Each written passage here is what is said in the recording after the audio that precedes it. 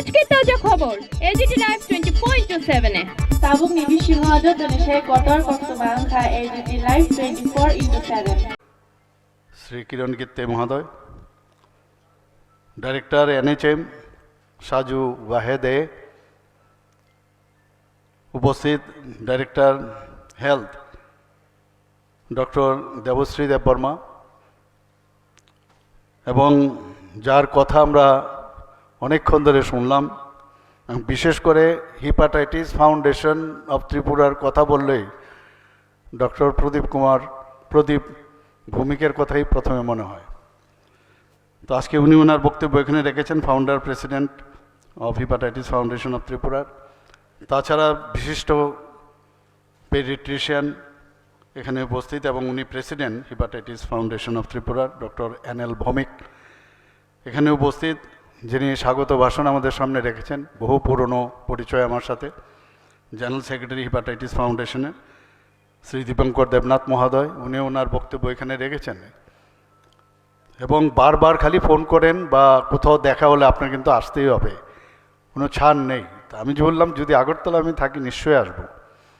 তো একবার আমার মিস হয়েছে, তো ওনার বলছিলেন যে, কারণ আমি বললাম যে আমি ছিলাম না আগরতলা, আমি কী করব। তো বলে নেক্সট টাইম কিন্তু আপনার মিস করলে চলবে না। তো I think he is very happy today, we are all happy. এখানে উপস্থিত রয়েছেন যারা মেম্বার্স অফ হিপাটাইটিস ফাউন্ডেশনে, এবং এখানে যারা সিনিয়র ডক্টরস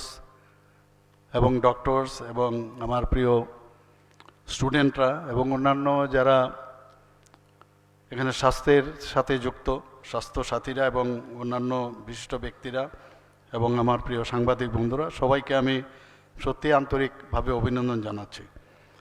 আমরা সবাই এর আগে আমরা শুনলাম যে হিপাটাইটিস ফাউন্ডেশন অফ ত্রিপুরা 24 বছর ধরে অনেক প্রতিঘাতের সেগুলোকে এড়িয়ে ওরা কিন্তু সামনের দিকে চলে এসছে। বিভিন্ন সময়ে বিভিন্ন প্রতিবন্ধকতা এসছে, এগুলো আমরা দেখতাম, নিউজ পেপারও দেখতাম, কিন্তু তারপরেও ওনারা অবিচল কাজ করতে হবে।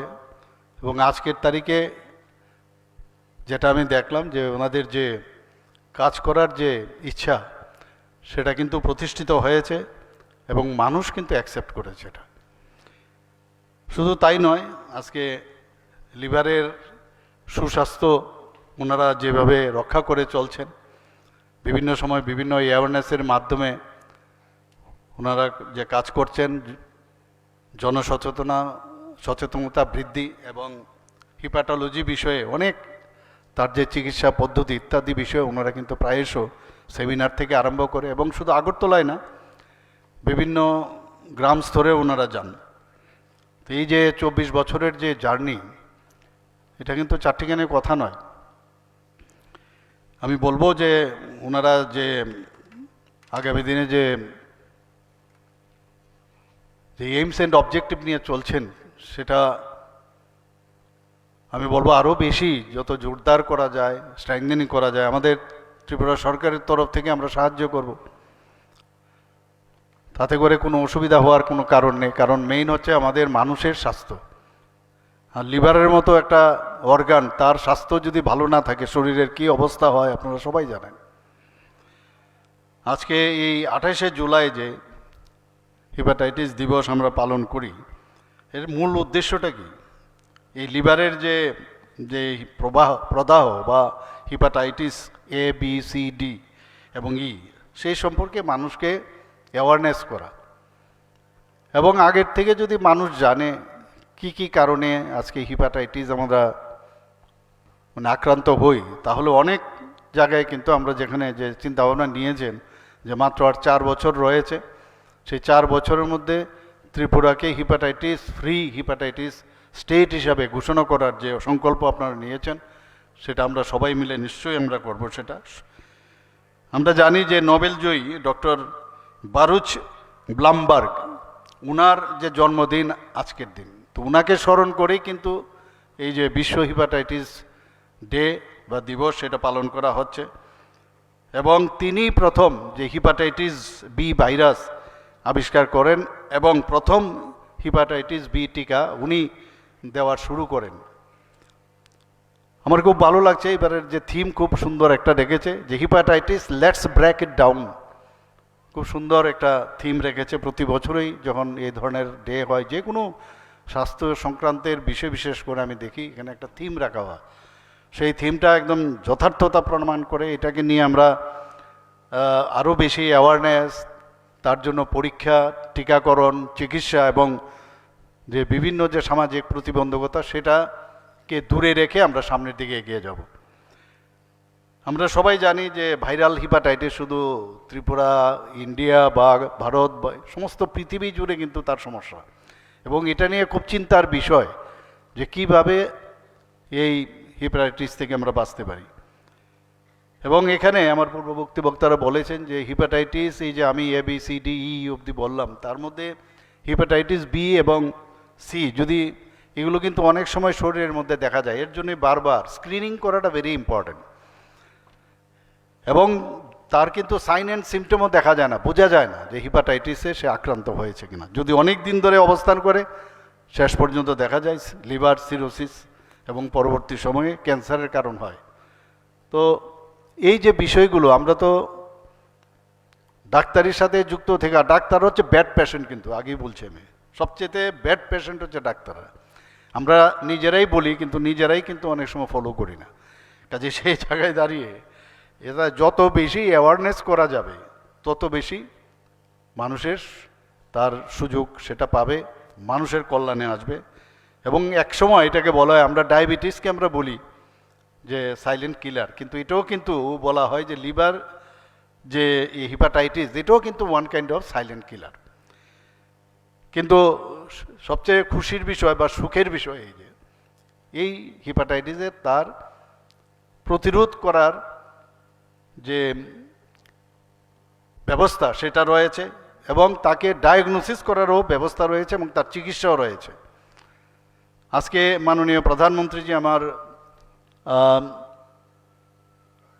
ডক্টর প্রদীপ ভৌমিক বলছিলেন যে মাননীয় প্রধানমন্ত্রী শ্রী নরেন্দ্র মোদীজি যে national viral hepatitis control programme, এর মাধ্যমে সচেতনতা, স্ক্রিনিং এবং রোগ নির্ণয় এবং বিনামূল্যে চিকিৎসা পরিষেবা যাতে আরও শক্তিশালী করা যায় সেই ব্যবস্থা মাননীয় প্রধানমন্ত্রীজি এই বিষয়ে প্রতিটা জিনিসে উনি নজর দেন।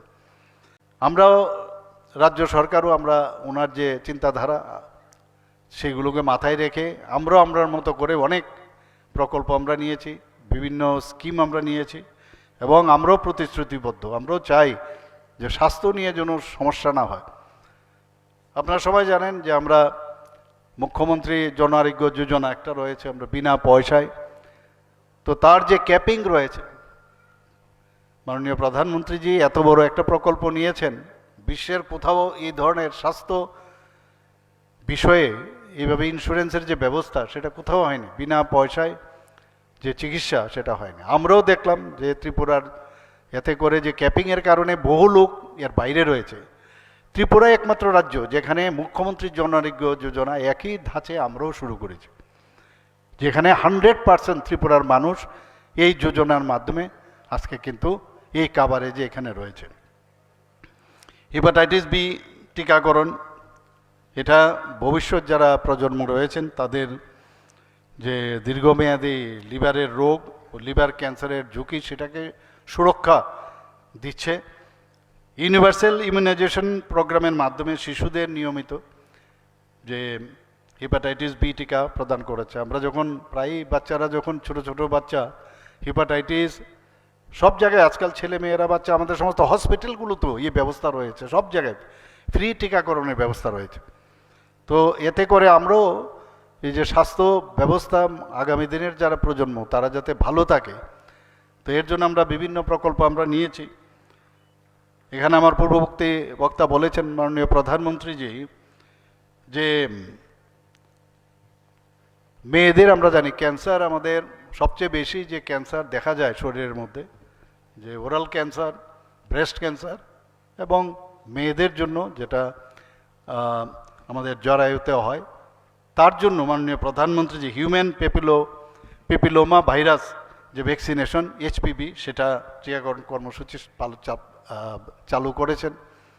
তো এটা আমার মনে হয় বেশিরভাগ মেয়েদের এই যে জরায়ুর যে ক্যান্সার তারা ভোগেন, অনেক ক্ষেত্রে আমরা দেখি। তো এই ধরনের এটার স্ট্যাটিস্টিক্স পরবর্তী সময়ে আসবে, কীরকম পার্সেন্টেজ, নিশ্চয়ই এটা নিয়ে রিসার্চ হবে, তার নিয়ে বোঝা যাবে যে এতে কতটুকু কাজ হয়েছে। আমি নিশ্চিত তারও কিন্তু কাজ হবে, এবং আমরা জানি যে prevention is better then cure. তো এইভাবে যদি আমরা আগের থেকে কি কি কারণে হয় আজকে এই প্রবলেমগুলো, হেপাটাইটিস কি কি কারণে হয় সেটা যদি জানি, আবার তার জন্য মানে প্রিভেনশনের জন্য টিকাকরণ থেকে শুরু করে চিকিৎসা ব্যবস্থাও কী কী আছে, প্রপার চিকিৎসা, সেটাও আমরা করা উচিত। এখনও অনেক জায়গার মধ্যে দেখা যায় যে আগের যে আনসাইন্টিফিক যে লিভারের জন্য যে চিকিৎসা, অনেক গ্রামে গঞ্জে আমরা দেখি তারা কিন্তু ওই দিকেও যায়, কোয়াক ডাক্তারের কাছে যায়। তো এইগুলোই ভালো করে আরও মানুষের কাছে তার বিষয়ে আলোচনা করা। আমরাও এই ধরনের প্রতিরোধমূলক যে স্বাস্থ্য সেবা, সেটা যাতে একদম এক্সট্রিম হাইট অবধি নেওয়া যায়, তার জন্য রাজ্য সরকার আমরাও চেষ্টা করে যাচ্ছি। কিন্তু আমরা করার সাথে সাথে যদি সাধারণ মানুষের কনফিডেন্স আমরা নিয়ে আসতে পারি, যেই ধরনের যারা বিভিন্ন সামাজিক সংস্থা রয়েছেন তাদেরকেও যদি কনফিডেন্সে আনি একযুগে, তাহলে আগামী দিনে আমরা আরও বেশি আমরা কাজ করতে পারব। আজকে এখানে এই বিষয়ে কথা বলা হয়েছে যে মুখ্যমন্ত্রী নিরাময় আরোগ্য যোজনা, সেই যোজনার মধ্যে আমরা দেখেছি যে নন কমিউনিকেবল ডিজিজ, দেখা গেছে একটা স্ট্যাটিস্টিক্সে প্রায় 65% লোক এই যারা নন কমিউনিকেবল ডিজিজেই মারা যান।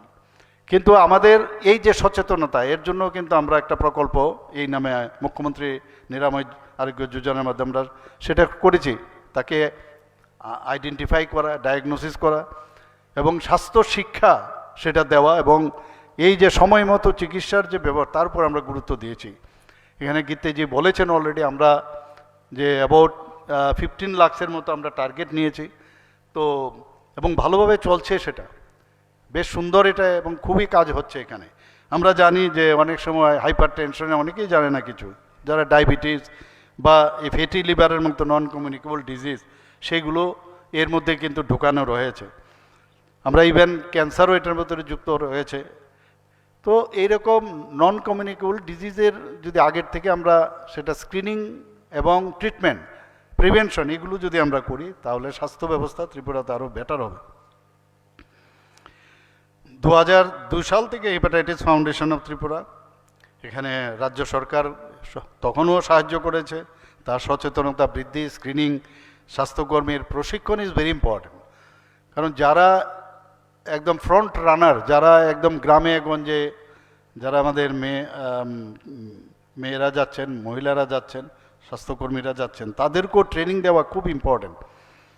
আমি জানি এর আগে লিভার কনের মতো একটা সারা দেশের সমস্ত আইকন ব্যক্তি যারা এই লিভার নিয়ে, যারা ডাক্তারবাবুরা আছেন, তাদেরকে নিয়ে এখানে আপনারা লিভার কনের মতো একটা শিক্ষার্থী যারা এই লিভার নিয়ে, যারা ডাক্তারবাবুরা আছেন, তাদেরকে নিয়ে এখানে আপনারা লিভার কনের মতো একটা শিক্ষামূলক সম্মেলন আপনারা করেছিলেন। এবং এতে করে আমরা যে কোনো এই ধরনের ট্রেনিং প্রোগ্রাম বা ওয়ার্কশপ যখন হয়, নতুন নতুন জিনিস আমরা জানতে পারি। পুরনো চিকিৎসা এখন এইখানে বসে থাকলে হবে না, আমাদের এখন এআই এর যুগ, এখন ডেইলি নতুন নতুন জিনিস চেঞ্জ হচ্ছে, এটা আপডেট রাখা। তো যারা আপডেট রাখেন এবং নতুন নতুন যে চিকিৎসা বেরিয়েছে সেই বিষয়ে এই ধরনের যে সম্মেলন খুব ইম্পর্ট্যান্ট। সরকারের থেকেও আমরা এই বিষয়ে আমরা খুব মানে তাদেরকে আমরা হেল্প করি, এবং আগামী দিনেও এই যে হেল্পিং হ্যান্ডস সেটা বজায় থাকবে।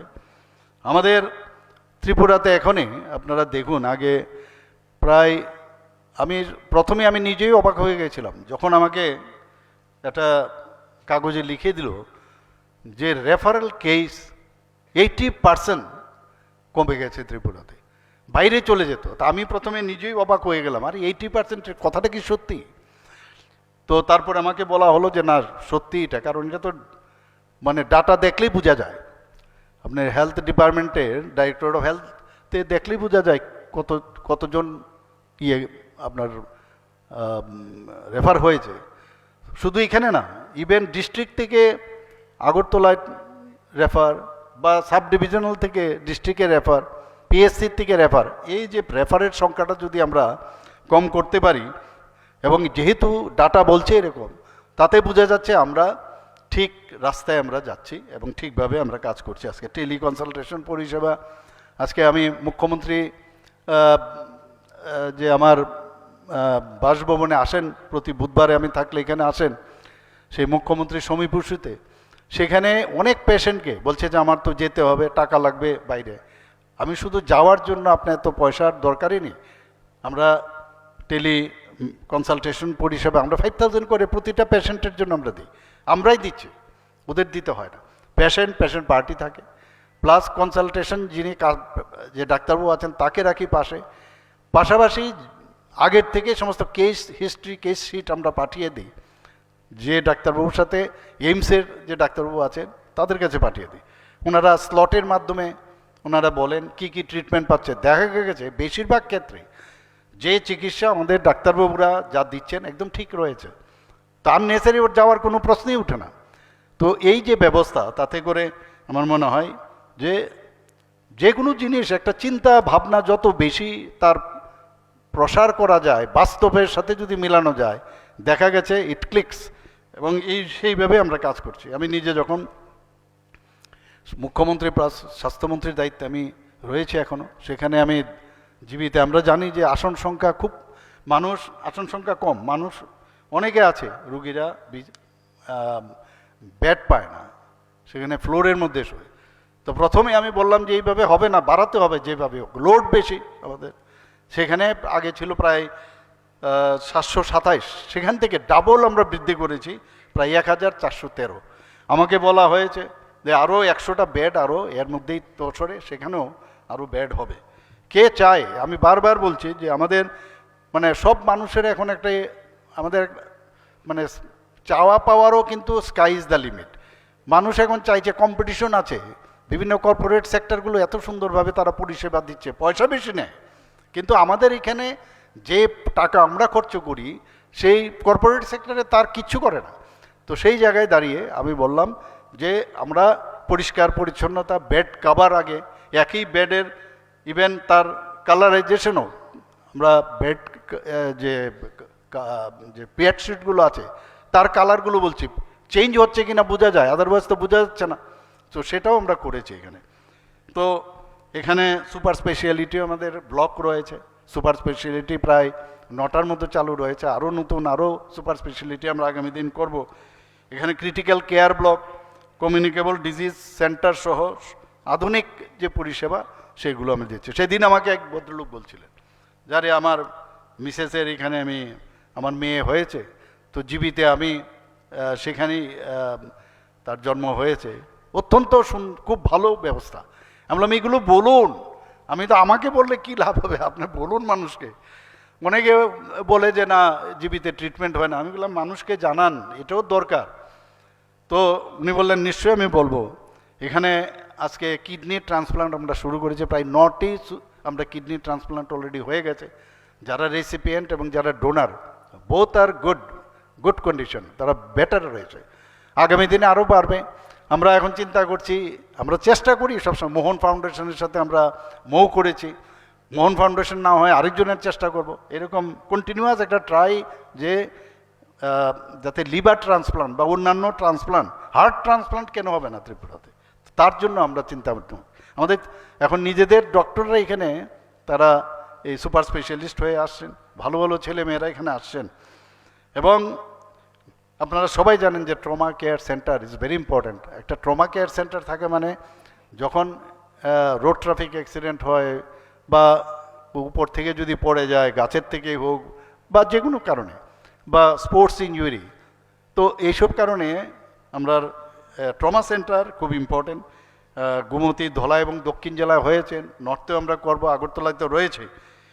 খোয়াই, সিপাহীজলায় আমরা নতুন জেলা হাসপাতাল যে নির্মাণ, তার জন্য অনুমোদন দিয়েছি। গোমতী জেলা হাসপাতালে সেখানেও শয্যার সংখ্যা সেখানে প্রায় আগের যা ছিল তার থেকে দ্বিগুণ আমরা করেছি। আমাদের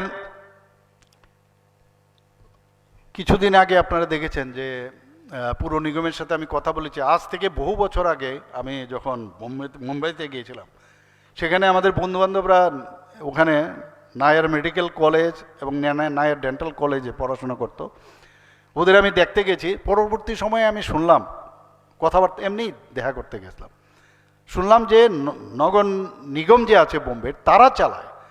তো আমাদের তো, ওদের তো অনেক ইনকাম, তো ত্রিপুরাতে কেন হবে না? তো আমি এখানে মিউনিসিপ্যালিটির যারা আছেন তাদের সাথে আমি কথা বলেছি, আমরা হেল্প করব।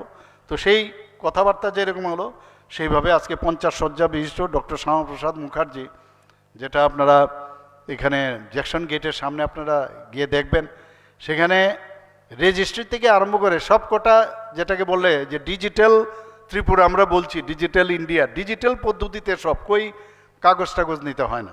আমি মাঝখানে যেদিন ইনোগ্রেশন করলাম আবার গেলাম আমি দেখতে, তো বললাম যে মেনটেন করতে হবে যা দেওয়া হয়েছে, এবং খুবই সুন্দর ব্যবস্থা রয়েছে, যাতে করে জিবি বা IGM এর মেডিকেল সুপারিনটেন্ডেন্ট আছে, ওনার তত্ত্বাবধানে থাকবে। এবং এখানে যেটা আমি বললাম যে integrated hospital information management system, সেই সিস্টেমের মধ্যে ডিজিটাল রুগী তাদের সমস্ত যে হিস্ট্রি থেকে আরম্ভ করে এভরিথিং, মানে সব কিছু সেখানে অলরেডি রেজিস্টার হয়ে যাবে। আমরা হোমিওপ্যাথিক যে মেডিকেল কলেজ, সেটা আমরা রেন্টার্স কলোনিতে আমরা শুরু করছি। এটা নিয়ে অনেক সময় অনেকে অনেক রকম কথা বলেছে। হোমিওপ্যাথিক মেডিকেল কলেজের আমরা অলরেডি 75 কোটি টাকা আমরা পেয়েছি সেখানে হবে, এবং যেহেতু এটা নেতাজি সুভাষচন্দ্র বসুর নামে সেখানে ছিল স্টেট হসপিটাল, ওনার নামটা তো থাকবেই, এবং সেইভাবেই কিন্তু আমরা সেখানে করেছি যে আমাদের Agartala government homeopathic medical college and Netaji Subhash hospital, Netaji Subhashchandra Basu hospital, যেটা IGM এ আছে, IAGMCর মধ্যে আছে। আমরা এখানে আয়ুর্বেদিক মেডিকেল কলেজ যেটা তেপানিয়াতে আমরা করছি, সেখানেও 75 করোড় আমরা পেয়েছি। ত্রিপুরা এখন একটা মেডিকেল হাব হচ্ছে এখানে। ডেন্টাল কলেজও আপনারা জানেন যে অলরেডি 63 সিটস নিয়ে আমরা সেটা এখানে কাজ চলছে। আমরা ডোনার মিনিস্ট্রি থেকে প্রায় 202 কোটি টাকা পেয়েছি। এখানে যে হসপিটাল আছে, একটা নতুন আরেকটা প্যারালাল হসপিটাল হচ্ছে, এবং তার কি ডিজাইন হবে, কি হবে, সেইগুলো নিয়ে আমরা প্রতিদিন কথা বলছি। হস্টেলগুলো কি ধরনের হওয়া উচিত, আমরা যেগুলো পাইনি তারা যাতে পায়, সেই ব্যবস্থার জন্য অ্যাটাচ বাথরুম করা যায় কিনা সেইভাবে করছে। বয়েজ হোস্টেল হচ্ছে, এবং গার্লস হোস্টেল হচ্ছে, এবং MDS এর জন্য আগের থেকেই, এখন নেই, জায়গা নেই, এরকম জানে না হয়, এটা সুদূর প্রসারী চিন্তা করে আমরা সেটা করছি। আজকে এতগুলো ইউনিভার্সিটি হয়েছে, ANM, GNM, এবং এখানে ফার্মেসি, আমাদের এতগুলো মেডিকেল কলেজ আজকে হয়ে গেল। এখন 550টার মতো MBBS সিট হয়ে গেছে, ভাবা যায় কোনো দিন 200-র মতো, 200-র উপরে আজকে PG সিট হয়ে যাচ্ছে এখানে ত্রিপুরাতে। তো এই অবস্থার মধ্যে একটা ইউনিভার্সিটি দরকার। আমরা ত্রিপুরা ইউনিভার্সিটির মধ্যে যাই, ওনাদের মেডিকেল সম্পর্কে অনেক মানে আইডিয়া নেই। তা আমরা ঠিক করলাম যে Tripura university of health service already pass হয়ে গেছে, এর মধ্যে ভাইস চ্যান্সেলর আমরা এর মধ্যে নিযুক্তি দেব। আপনারা সবাই জানেন যে আমরা মেডিকেল কলেজে AGMCর মধ্যে আমরা সবাই এগুলো কিন্তু ভুক্তভোগী, এবং তার উপর ভিত্তি করে আমরা এই চিন্তা ভাবনা করেছি। মাত্র 10 টাকার বিনিময়ে দুপুরে যে খাবার ব্যবস্থা, যারা পেশেন্ট আছে, পেশেন্ট পার্টির জন্য, পেশেন্ট তো আছে ভিতরে, কিন্তু পেশেন্ট পার্টিরও থাকতে হয়, তাদের 10 টাকার বিনিময়ে, আমি নিজেও সেখানে গিয়েছিলাম, মোটামুটি ভালো খাবার সেখানে দিচ্ছে। আমরা 2025-26 অর্থ বছরে আমরা ডিসিশন নিলাম যে দূর দূরান্ত থেকে মানুষ আসে, ওদের থাকার অসুবিধা হয়, কোথায় থাকবে? তো সেই জায়গায় দাঁড়িয়ে আজকে এর মধ্যে ওপেনিং হয়ে যাবে, এটা কীর্তি আছে, এর মধ্যে ওপেনিং হয়ে যাবে, যাতে কম পয়সায় থাকতে পারে। AGMCর সামনে আমরা করেছি, এবং কম পয়সায় খাওয়া দাওয়া করা যায়। ভারত মাতা ক্যান্টিন ও নাইট শেল্টার তার নাম দিয়েছে আমরা। আজকে এই যে প্রধানমন্ত্রীর জন আরোগ্য যোজনা 100% কিন্তু আমরা স্যাচুরেশন আমরা সেটা পেয়েছি। সেখানে প্রায় 307 কোটি 79 লাখ অলরেডি যারা দাবি করেছে তাদের দাবি নিষ্পত্তি হয়েছে।